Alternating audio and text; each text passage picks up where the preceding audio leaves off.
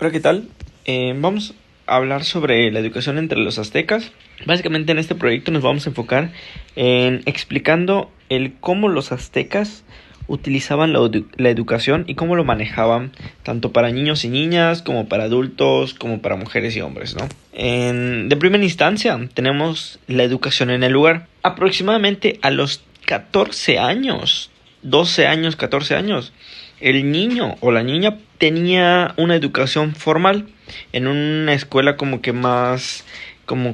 más formal, vamos a llamarla así. Sin embargo, antes de esa edad, quienes educaban a los hijos eran los padres. Las madres se encargaban de las tareas domésticas, como por ejemplo limpieza, cocina, la parte de tejer y cosas así. Y el padre utilizaba mucho la agricultura, la pesca y sobre todo el cómo disciplinar a su hijo, ¿no? En el caso de las mujeres era básicamente eso, ¿no? De cocina y limpieza. Y en el caso de los hombres era como cómo desgranar el maíz, cómo utilizar los artefactos para pesca, cómo construirlos evidentemente. En la parte de la disciplina era muy militarizada la educación del padre hacia su hijo. Por lo consiguiente eran como que muy estrictos al momento de educar. Tenían muchas reglas, tenían mucho porte, básicamente lo que hoy conocemos como una escuela militarizada. En ese tiempo era normal que el padre le educara así al niño, ¿no? Después de eso tenemos una educación obligatoria. Básicamente esta educación obligatoria dice que todos los niños y niñas debían de ser educados. Algo un poco como que actualizado para en esa época, porque aún así en esa época con poca tecnología, con poca información, la educación era primordial tanto para el niño como para la niña. Básicamente era obligatoria. Por lo consiguiente, desde pequeños aprendían ciertas reglas, ciertos reglamentos, ciertos lineamientos, les enseñaban sobre el ser respetados y dar ese respeto a las personas, porque básicamente cuando trabajaban tenían que trabajar para el pueblo y por el pueblo y por lo consiguiente les hablaban sobre el trabajo, qué hacer en el trabajo y así sucesivamente, ¿no? Básicamente en esa época la educación era muy primordial y muy estricta para que se les diera a los niños y a las niñas. De igual manera, hay una división en la parte de la educación, ¿no? En la parte de el Calmecac es considerado como la escuela de los nobles. En esta escuela se formaban ciertos grupos para que en un futuro llegaran a ser gobernantes, líderes, sacerdotes, militares y sabios. La enseñanza era estricta y espiritual. Básicamente era una enseñanza militarizada.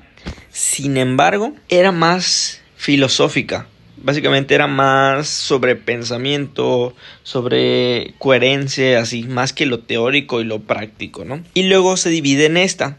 Es básicamente el Telpolcali, que básicamente es la escuela del pueblo. Su objetivo principal era formar guerreros, trabajadores, disciplinados para el servicio comunitario. Básicamente esta parte de la escuela se enfocaba más a la parte práctica, en cómo enseñar al hijo, cómo enseñar al niño a la parte práctica para que al final pudiera ser un gran trabajador y un muy buen guerrero, evidentemente, ¿no? Utilizando armas, utilizando cierta práctica para utilizar armamento en artículos de trabajo y que puedan ser lo más fuertes posibles.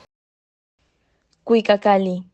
La Cuicacali o Casa de Canto era un espacio educativo donde los jóvenes aztecas recibían formación artística y ritual. Su función principal no era solo enseñar música o danza, sino también preparar a los estudiantes para participar en ceremonias religiosas y festividades comunitarias. En esta escuela se aprendían cantos sagrados, ritos ceremoniales y coreografías que tenían un papel central en la vida espiritual del pueblo mexica. La formación en la Cuilcacali fomentaba la disciplina, la memoria y el sentido colectivo, ya que estas actividades reforzaban la identidad cultural y el vínculo con los dioses.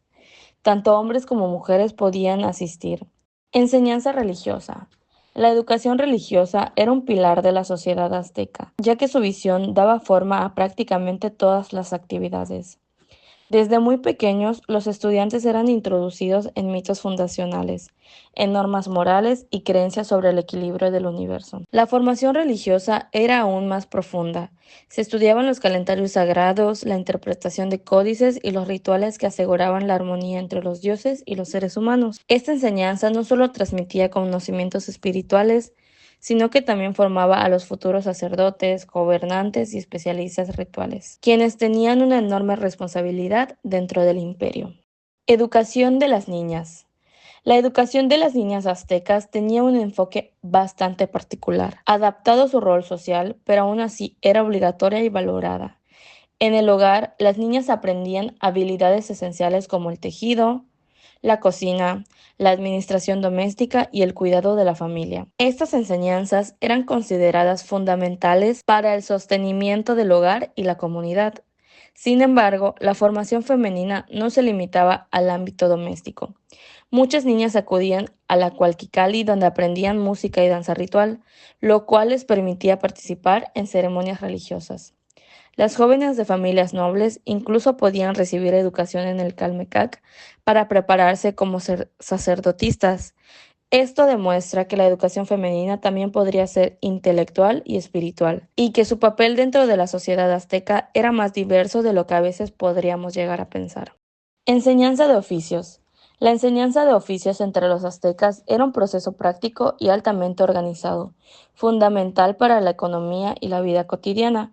Desde temprana edad, los niños aprendían directamente de sus padres las habilidades relacionadas con el trabajo familiar, como la agricultura, la artesanía, la alfarería, la plomería, el comercio. Además del aprendizaje en el hogar, existían talleres comunitarios donde los jóvenes podían especializarse bajo la guía de maestros artesanos. Además de la instrucción militar, los estudiantes realizaban actividades de construcción y tareas comunitarias. Este sistema garantizaba que cada generación dominara los conocimientos técnicos necesarios para mantener la producción, fortalecer la economía y preservar las tradiciones. Formación militar. Fundamental para los varones. Aprendían uso de armas tácticas, defensa, resistencia física y valores. Pues más que nada se refiere a ciertos fundamentos que debían de conllevar y tener los varones, los hombres, y así como tenían que aprender las tácticas, ¿no?, de guerra.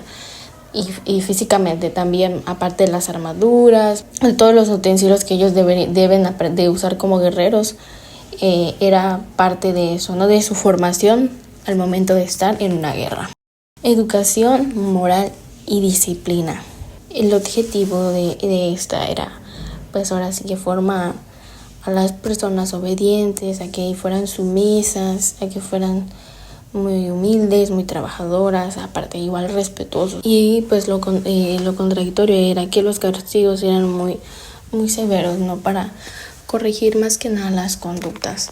Y como bien mencionó, a veces las conductas pues podrían variar, ¿no? Y aún así el castigo era, pues debía ser muy severo, muy físicamente, pues dolía mucho, era algo doloroso y pues podría decirse que era como una tortura básicamente.